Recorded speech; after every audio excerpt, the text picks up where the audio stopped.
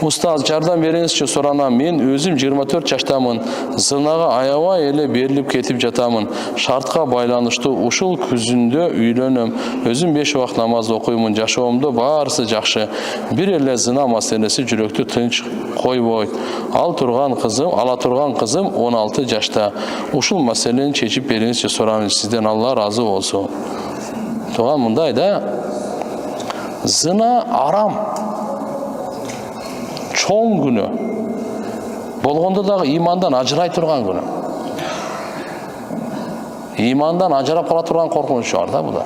Өтө жаман. Ошон үчүн напсын тарыш керек болсо, катар-катар ороза кармаң. Катар-катар.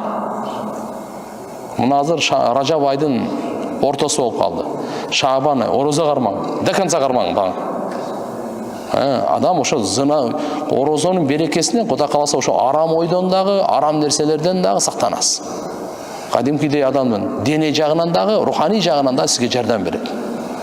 Акыркы күндөрүн кармабай эле коесуз, Шабан айдын. Рамазан башталат деп аткан учурундачы. Рамазан биринде кайра баштайсыз. Буюрса. Анан үйдөгүлөр менен жаштакка сүйлөшүңүз. Ал бизде 16 жаш болбойт да. Бизде мыйзам боюнча 18 жашта. Ошон үчүн буну сизге эч ким чечип бере албайт. Ал тиякта кабыл болуп калган бир дагы молда никеңизди кыйбайт. Себеби ол молдону дагы эмеге тартат да. Жоопко тартат да. Ошон үчүн андан көрө сабыр боло, жоксо башканы карап көрүнө.